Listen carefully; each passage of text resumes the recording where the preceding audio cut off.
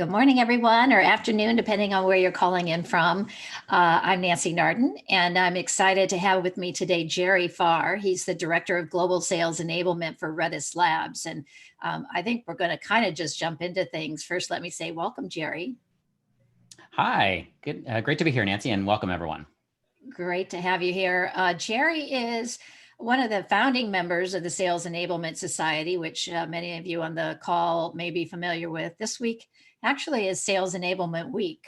We should actually, coin that phrase, right? Because it is.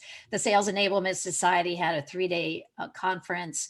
And in fact, Jerry, you spoke at that. Was that yesterday that you spoke?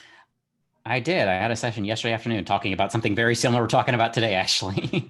Great. Well, it's an interesting topic, and what I'm excited about is that you're going to share some very specific tips and even a framework that sales enablement people and anyone that needs to can use themselves to make sure that call coaching or just sales coaching, helps to lead to win rates, but most importantly, that it's scalable and that it's manager led and that it's practical as well. Now, you use Chorus for a number of pieces of your framework. So I'm sure you'll be talking somewhat about how Chorus helps you with that, but this is going to be kind of a general discussion as well. And so I do want people to feel free to unmute themselves and ask a question or to put it into the side panel if you prefer. If you're more comfortable just typing it in, that's fine too. But let's make it interactive because Jerry's got a lot of things to share and I'm sure you're going to have some questions. So let me just switch screens here to talk about some of the topics that we'll be covering, not necessarily in this order. And this is the only slide I think that we're going to show, although Jerry has some examples that he'll be showing, but it's not going to be a PowerPoint. It's going to be a discussion. So Jerry, let's talk about this concept of actionable coaching. Right? What does that mean to you and why is that important? Well, I think now I've been around this sales organizations for about a dozen years now. First, about 6 years as a seller and then 6 years as in sales enablement leadership role. And, I've come to learn that the best way to scale a sales enablement function is to focus on enabling managers, perhaps even more so than enabling sellers themselves. And there's a lot of data out there that suggests that one of the biggest impact you can have as a manager is to just do actual skill coaching, soft skill coaching. And most of the managers I've worked with, they agree with that. They would love to coach. They'd love to be able to do that, but they just don't know how. They don't know the details of what to actually do. So, sure, you put me in a meeting with my rep. I want to coach, but what should I be looking at? What data should I use? What should I focus on? Those kinds of things. So I see it as sort of, our job as enablement folks to equip them with the data, the framework, the tools and resources and knowledge necessary to have those great coaching conversations that is applicable and sort of in line with what the seller's actually doing, like talking about actual deals they're working, actual conversations they're having. So making it actionable both for the rep because they're working on a deal they're working on, and actionable for the manager so that they actually know what to do and say during those conversations. Yeah, that makes sense. It's interesting because often when I think of sales enablement, I'm thinking about enabling the sellers, the sales reps. So you bring up a really good point that you have to be able to enable the managers so that they can enable the sellers as well. And I'm sure you have a lot of programs that are aimed at enabling the sellers, but the whole helping managers know how to coach is really key. And I think about that they don't necessarily know how, but also they would probably, if left to themselves, all do it differently from each other. So I guess that leads to the next point about consistency. Do you find that having a framework so that every manager, and actually is that what you do, right? You have a framework so that every manager can coach in the same way so that you can then collect data? Talk a little bit about that. Yeah, totally. So one of the ways I see my job as a whole is about um, helping drive more predictable revenue for the business. And among the ways you do that is producing consistency and more consistent processes and tools and systems, so that you think of it as sort of like a machine. I want to know that regardless of the raw materials I put in this end, I want to know with consistency and predictability what's coming out the other end. And so my job is to figure out what that machine is, so that when I put in the raw materials, I know what to get. And so everything I do, I try to have a consistent framework and methodology and process for what sellers are doing, what managers are doing, what sales ops is doing, what sales enablement is doing. Um, and you get, obviously you're not going to get 100% adoption on everything you do, but you hope for the best. And that's why, if you do get consistency, that's how you're going to get better sort of metrics and say that was effective and that wasn't. Yeah, that makes a lot of sense. So actually, I just want to comment from some of the conversations you and I have had in the past. It's clear that you're very much a systems and process thinker, which takes a lot of work and a lot of commitment. So I appreciate the fact that you're going to share the framework that you use, because I know that required a lot of time on your part. And it's going to shortcut things for the people that are on the call by being able to use the framework. If not for a starting point, then, you know, to be able to customize it themselves. They may even be able to use it as it is. But you have a framework for all coaching. This is going to be kind of zeroed in on discovery call coaching a little bit. But talk about the overall coaching platform that you put together. Sure. So our enablement team earlier this year, starting around January, had a series of conversations, in-depth interviews with our sales leadership, frontline managers, and sales reps, saying, what do you see some of the biggest knowledge or skill gaps? And then how can we as an enablement team support those and kind of address those concerns? And so we came up with the kind of 3 or 4 different categories of things they wanted to address. So there were things like having a better, more structured onboarding program for new reps.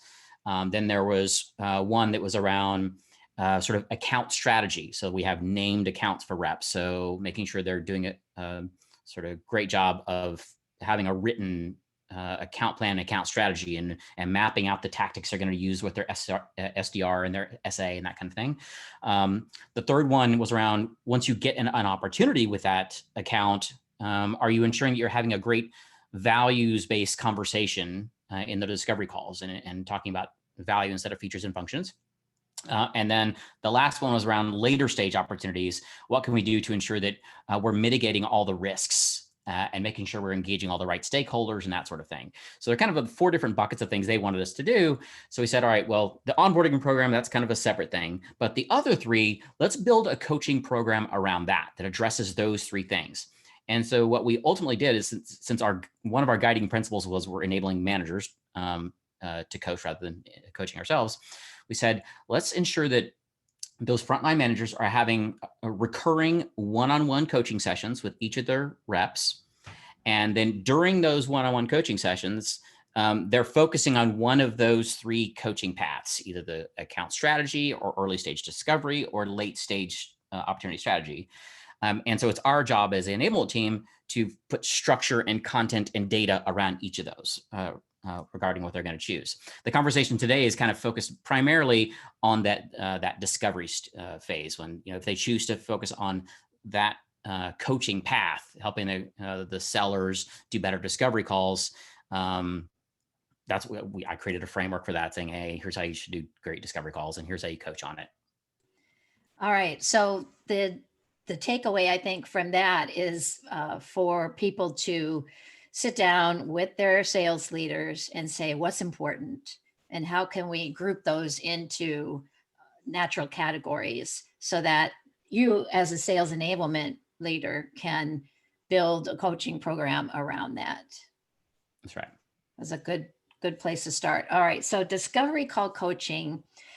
Let's talk about, well, we actually are kind of following the order here in the topics, but what would you say are some of the key metrics that you look for discovery call coaching? And how So, do sales leaders, sorry, how do they know oh, what, yeah, the metrics I imagine are standardized, right? That's the whole point. that's right. That's right. So we were saying, if we're going to have a lift, what is that? What are the metrics we want to, we want to have move the needle on? So first one was around stage advancement rates. So, you have that discovery call, it's in the opportunity stage one. What percent of opportunities advance to that second stage? It's not the only criterion, but sort of an important one to paying attention to. And what's the lift we can get there? Second one is around, for us, it was competitive win rates, because one of the big things we're focusing on during those discovery calls is not just ensuring we are understanding their sort of big business drivers and aligning our solution to it, but also differentiating ourselves from the other solutions they could choose from. And if this assumption being, if they're doing a good job of differentiating during these discovery calls, we should have a better way of kind of have better win rates down the road. So we monitor overall competitive win rates. The third one is senior stakeholders. So it's another thing we wanted to focus on, is since we're trying to sell business value, not just features and functions, presumably that would allow us to have conversations with higher level folks in the influence group on the buyer's end. So we look at, of all the opportunities where you're working, what percent of them have, say, call it director level involved in the contact role in Salesforce, that kind of thing.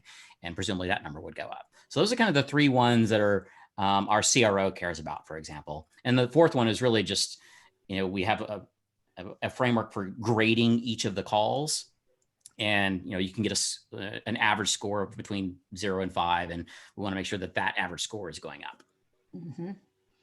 Yeah, so I guess what you want to do then is think about what are the metrics that are indicators, really, right? So what are the leading indicators that a deal will come in? And I think that's been difficult historically for companies, because they tend to only know how they did by whether or not they hit quota for that month or that period.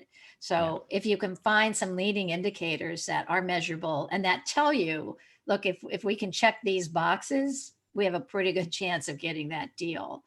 Yeah. And it probably leads us to the discovery call part, because, or just really any call analysis, because the call analysis, well, describe that. Like when you're listening to a call, what does that conversation tell you? Well, it tells you whether the degree to which the rep is using sort of best practices. Are they really trying to discover kind of business level problems? Are they really kind of articulating the value of us and our solutions and how they're differentiated? Are they really sort of being empathetic and practicing active listening and all those kinds of things? Now, if you come up with, if you wrote down a list of all the things you think that are great things to do in discovery call, you could have 150 of them. But what we did is we said, let's as a sales organization, let's agree on what we think for our purposes are the best practices. So we created a document that documents those things. This is what we think should happen in a call. And I think that sort of shared understanding it's really hard to get to, but it's essential. If you're going to have any kind of call coaching program, you have to agree on what good is. And so that was the biggest hurdle for us, but I'm very, very pleased with what we ended up with. Well, it's interesting, because if you do nothing else but agree to what good looks like, then that probably gets you a long way from where you are today. Because I would imagine many sales organizations just don't get to that point because they're just busy with activities. So that's good. I do want to make a clarification here in terms of what chorus is, because that's probably important to know. So chorus, well, actually, let me have you describe what chorus is. Sure. So Chorus is a call analytics and call intelligence platform. So it records and transcribes sales calls, but it also, using its own AI algorithms, kind of presents insights that you may not be aware of, and it sort of presents potential risks that might be going on, or noticing trends that you may not have known. Like, here's the sort of negative sentiments that are expressed regularly during this call. Hey, you might want to pay attention to that. Or your deal's at this stage and you haven't discussed pricing or something like that. So they can present those insights that can be really, really valuable. And in the discovery call situation, you can also sort of tell it to be listening for high level business value. Are we talking about these kinds of business drivers and corporate objectives instead of just sort of feature function kind of thing? So it's been sort of an essential tool for us in implementing this program. Now, I will want to say that I know that sales coaching programs take any sort of, there are infinite number of ways you can approach it. Our particular way of doing it is focusing on discovery call conversations, and our even more specific way of doing that is recording those calls and then having a conversation about those calls, comparing it to this set of sort of best practices that we've identified. Mm-hmm. And then if the managers can coach so that each one of those calls then get better and better over time, then presumably you have better and better outcomes. So I can see why that would be the key to facilitating this whole process. Well, you want to jump into what how you do Sure. some of this? Sure. Let me share my screen here. Okay. All right, desktop 2. Make sure I'm not sharing my Spotify with you. There we go. Great. So this is that framework I was describing.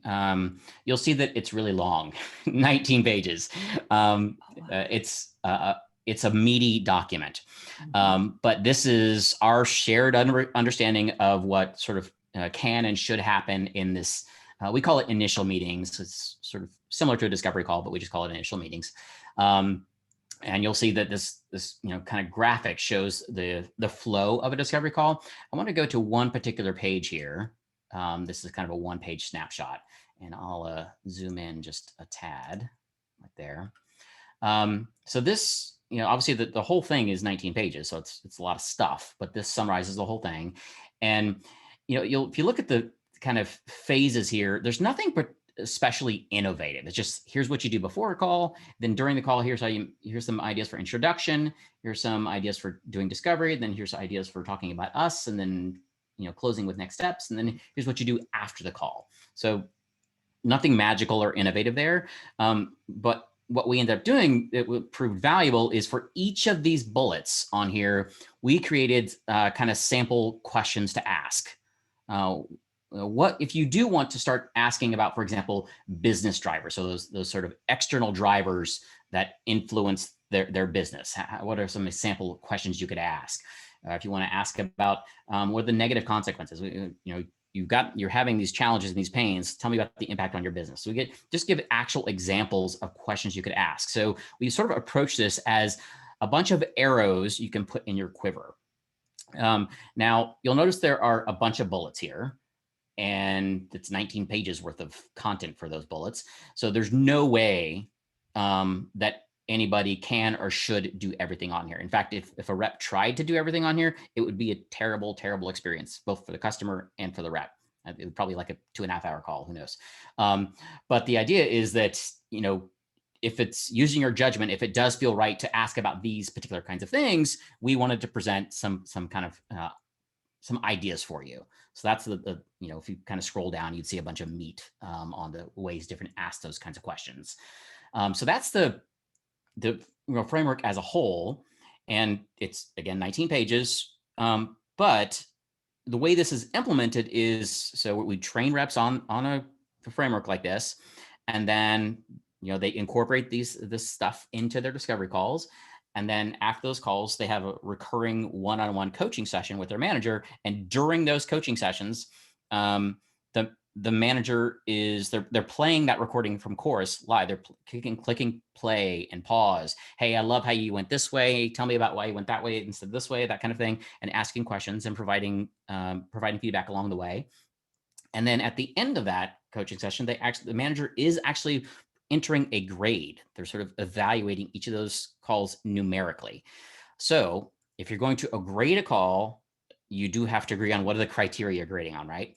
So this is another sort of challenge for us, was saying, all right, of all the stuff on here, all the 19 pages worth of stuff, what are we actually going to grade on? And so we ended up creating kind of this right here. These are the scoring criteria. So there are 10 of them, 10 items. And we basically said, at the end of the call, at the end of the coaching session, the manager is going to go into Chorus and enter a grade for each of these on this pre-call research. They're going to grade it on a scale of 1 to 5, call opening scale of 1 to 5, and so on and so forth. So scale of 1 to 5 for each of these. And so as you might imagine, it was tough to get everyone aligned on what these things are that we're kind of grading on. I do feel pretty good about where we landed. We might this might evolve and we'll change, reduce the number or something like that. But for right now, I think it's serving its purpose, it's doing a pretty good job. And then, so the way this actually appears in the platform in Chorus, oh, it's not there, it's over here.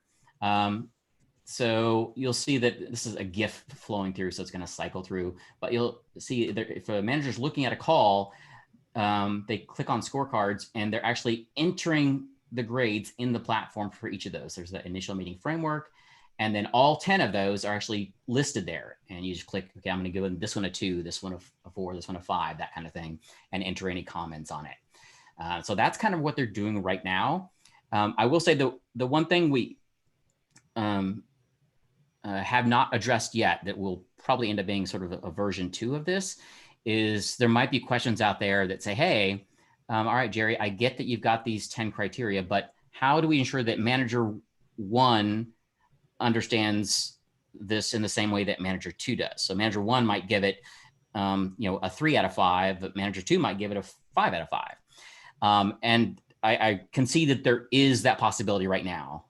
We have not solved for it, but ultimately what I would like to do is for each of these criteria, make it actually a true rubric that says, okay, there'd be columns over here for each number. A 1 looks like this, a 2 looks like this, a 3 looks like that kind of thing. So that's kind of how this, I'm hoping, would evolve to address that problem of consistency from manager to manager. Can I stop you there and ask you to go back to that last page? Because my question is, so how is the manager doing this? Did they presumably they just listen to the entire call and then they go through this? Do they go through this as they're listening to the call? Yeah, so we do suggest that they listen to the call prior to the coaching session and enter their comments and their grades prior to the coaching session. And then during the session, you're listening to it again, probably on a higher speed. You can play it at 1.5 speed or something. And doing that, the benefit of at least listening to it beforehand is that you come to the meeting with a hypothesis on what you want to focus on and what are sort of the needs identified and that kind of thing. And then during the call, you're just listening to it and then you're saying, hey, here's the grades I gave and why. Now, some managers do that, some don't. Some will actually not actually enter the grades until the coaching session itself. We prefer to listen and enter grades before, but some do, some don't. Okay. So the managers do that work, which it's a fair amount of work, but it's coaching. It's called coaching. Yeah. Right. So they're going to need to do that. And you made it so that they don't have to figure out, well, what's the best way to coach this particular call. You've given them some criteria.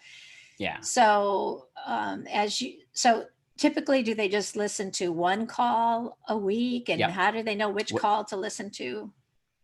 Yeah, so I can probably stop sharing now. So they have the coaching sessions as recurring meetings on their calendars. So every 2 weeks. And I'm sorry, not every 2 weeks, it's actually twice a month, not every 2 weeks. So the first and third week of the month. And so during that coaching session with one rep, you're only focusing on one call. Now, because I think that's kind of where the gold is listening to the actual call during that coaching session and playing and pushing pause. And so, when their manager shows the grades they put in the comments, the rep actually understands why, because they talked about it as the call was progressing there. Now, there is a way in Chorus to show kind of overall analytics for a rep that are not specific to this one call, but for how they're doing overall. Like, are they, how often are they talking about competitors? How often, what's the talk listen ratio, those kinds of things. And we do coach the managers on how to look at those things as well. So look at the overall trend lines for a rep and the content of the specific call during that coaching session. Mm-hmm. I did get a question. Someone was asking whether we would be sharing this document. And as I said, this took a lot of time and expertise and work to put together. So Jerry has kindly agreed to share that first frame. Yeah, I will share that that one-page screenshot, the one-page snapshot here, but I can't really share the whole thing. Understandably. Yep, understandably. But that is really the roadmap. So people should be able to take that. The first step, I would imagine, is to fine tune it for themselves. First of all the arrows across the top, are those the same things that we would want to use? And then are those the same bullets that we would want to use? And you've got a tremendous head start because now you can just tweak it. And then you're going to want to go and create a page or an expanded section anyway for each of those bullets. And honestly, I think going through that process yourself to come up with that is probably worth as much almost as having it finished, because it forces you to ask some pretty important questions and get agreement on. Also, we are recording this session, so you'll get a link to the recording. Sorry, Jerry, go ahead. Yeah, one of the things that has surprised me both in this job and my last company where we did something similar, just that sure, you're going to get, disagreement on little points here and there, like that should be in the framework and that should kind of thing. But overall, the feedback has been, wow, that's exactly right. I've never seen it sort of packaged up like that. So everyone just says, yeah, the best practices that most people understand and agree to, just putting on a document. So that's been one of the greatest benefits is just shared understanding. Well, we have a few minutes left. I would like you to just talk about Chorus for a second in terms of adoption and implementation. Yeah. You did mention you use this at another company, and I think that speaks for itself. When you went to the next company, you brought Chorus in because obviously it helped I've been a customer for, I think I've been a customer for 4 years now, something like that. So definitely a fan. I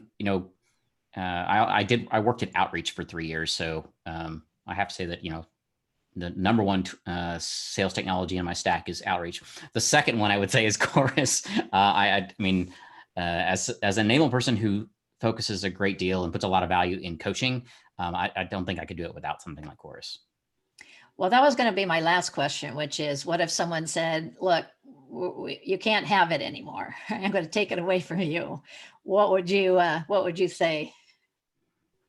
I'd say, I can probably get interviews next week for other companies.